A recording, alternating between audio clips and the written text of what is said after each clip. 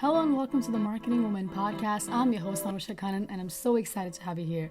Are you looking to move into marketing or want to learn marketing from scratch?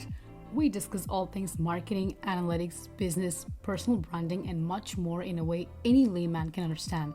If you're new here, make sure to follow along and get on that email list by visiting tmw.anushakhannan.com.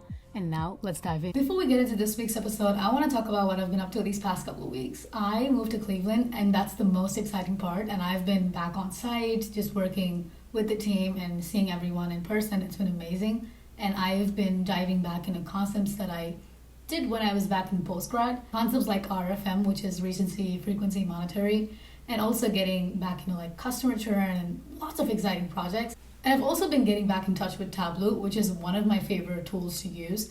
And I don't know about Power BI because I've never used Power BI before, but I've heard that it's very similar, but I don't know, I've never used it, but I love working with Tableau. But I've also been focusing on challenging myself to learn more SQL and finding efficient ways to write queries, which wouldn't take up a lot of my time. I think everyone always talks about improving themselves when it comes to efficiently scripting and coding, and it's a very exciting part. But that's all I've been doing. With the move, that's all I've been doing, and I hope to get back into routine and start challenging myself to do more. But let's jump into today's episode. Alright, in today's episode, we are going to talk about conversational marketing framework, and it is one of my favorite concepts that I loved when I got into marketing first, because I was fascinated with chatbots at the time, and I think it was, maybe it was 2019, 2018, I'm not really sure, but I'm pretty sure chatbot has been around much longer than that. I just learned about chatbots, and I was very intrigued and wanted to know how marketing played a role in it. Turns out it's a pretty big deal in marketing. Here's what we're going to do. We're first going to talk about customer experience, and then we'll go into the conversational marketing framework, look at the W's, and then look at some examples as well.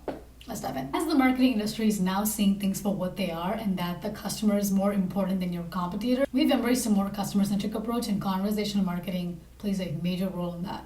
So what is customer-centric approach? Another topic in the marketing industry is the dark funnel, which has been talked about a lot, which is where you cannot see how your customer got to know about your business, who they're talking to about your business. There's no way for you to know how people are finding out about your business, or how they're becoming leads, how they're turning into leads, or how they're actually converting, which shows that word of mouth and conversation among people can drive people to your business. How to get people to talk about your business? Easy. Well, not really. The customer-centric approach focuses on building relationships with people.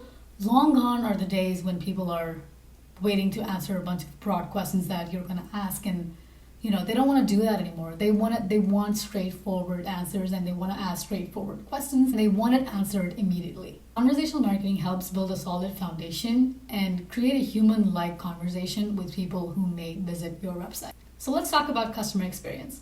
Let's say that I'm landing on your company's website and I'm trying to find out something, but your chatbot is just a bot and it's not helping me find the answers to my questions.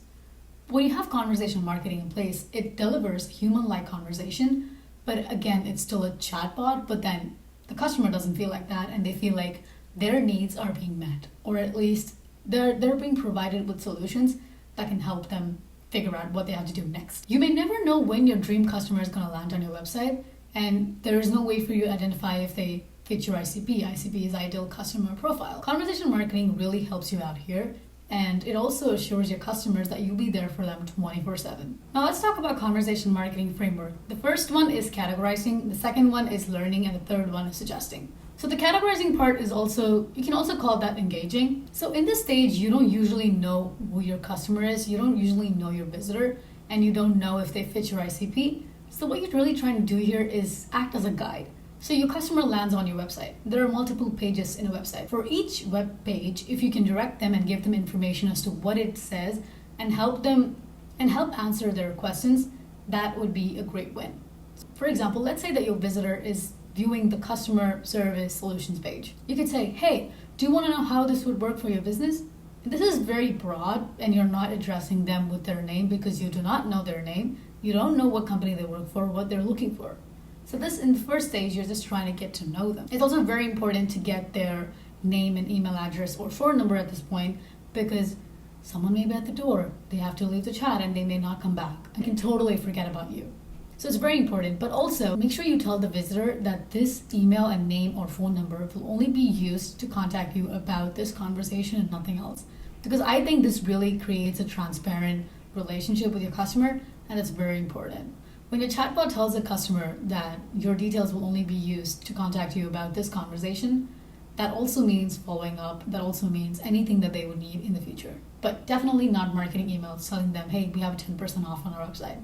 That's not how it works. Once the visitor engages, ask them a couple of questions to understand if they fit your ICP. Understand their rep behavior and engage them accordingly by asking appropriate questions. Let's talk about the W's. Who, where, what, and why. Who? Are they unknown? Are they known? Are they returning? Where did they come from? Probably website. What do they want? What are they looking at? A specific page like blog, products, solutions, and pricing, about section, contact. Why?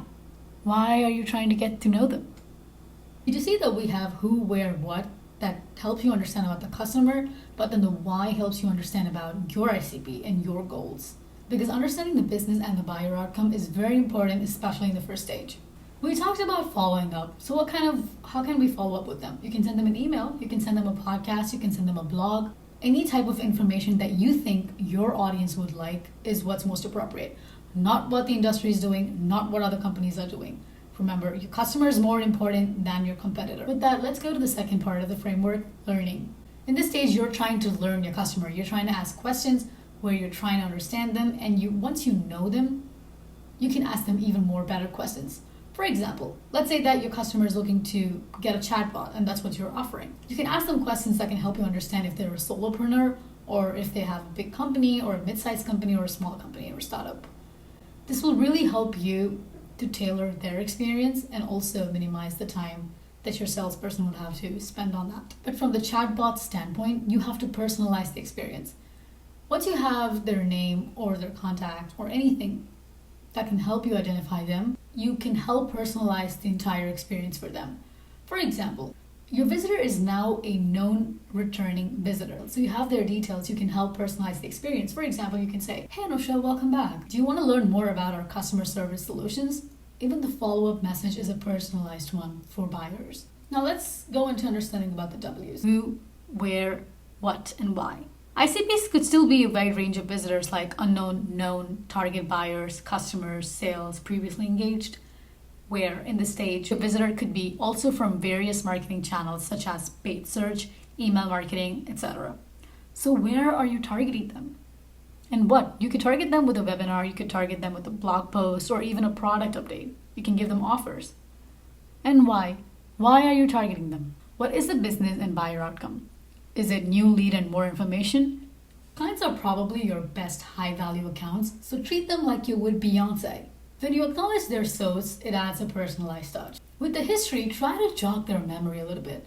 You can say, hey Anusha, how did that conversational marketing blueprint work out for you? Do you want to learn more?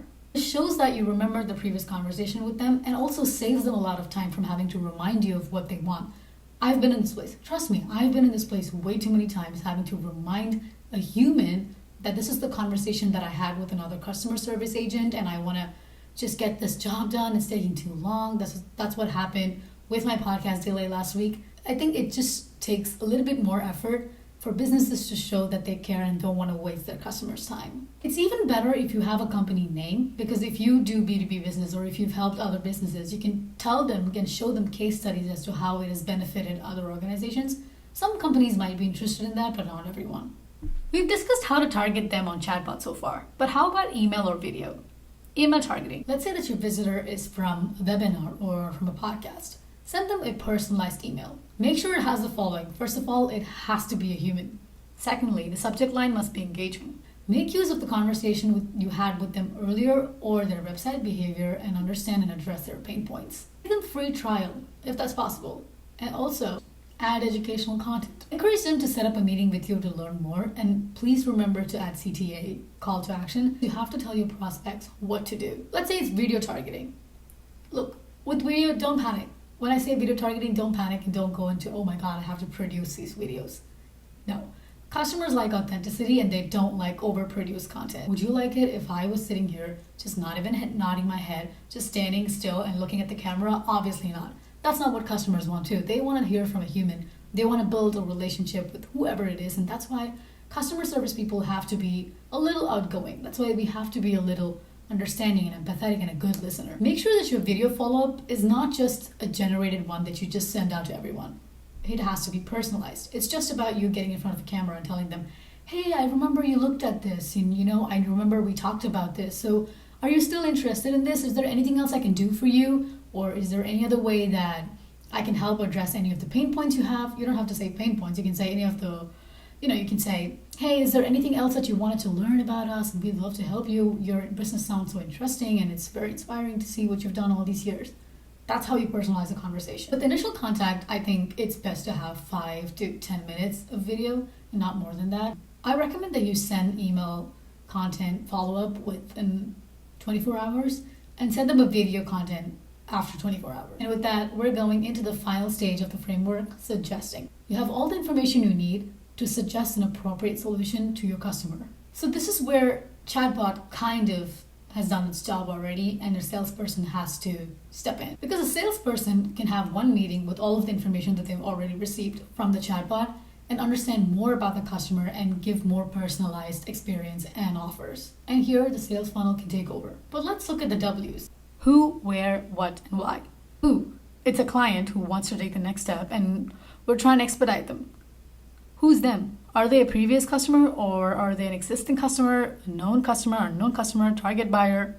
Where? Where are you doing this? In the awareness stage? Are they aware of your product, or are they almost there? They're trying to make a decision, but they're, again, stuck in between this justifying stage and the decision stage. Are they trying to expand their ideas? Are they trying to not just get one of your solutions, but more than one? What are the business and buyer outcomes, and why are you doing this? Are you trying to achieve them? Are you trying to provide the most appropriate solution, or are you trying to educate them more? Remember, in all these retargeting methods, content plays a huge role. Understanding where your customers are in the cycle and tailoring messages accordingly is very important. So let's do a quick review. The first stage is categorizing, the second stage is learning, and the third stage is suggesting. The first stage, you're trying to see if the visitor that's visiting your website would even fit your ICP. The second stage, you're learning about them, what they want, what their interests are. And in the third stage, you're suggesting them with an appropriate solution. Conversational marketing is an amazing way to get to know your customer and not having to spend a lot of time analyzing if they fit your ICP. One of the most effective ways to always be there for your customer, and it is customer-centric. That's all for today. Hope you found it useful. Please feel free to reach out to me on LinkedIn or email me at tmw@anushakaran.com. Follow me on LinkedIn to never miss my journey, and I'll see you in the next episode. Peace.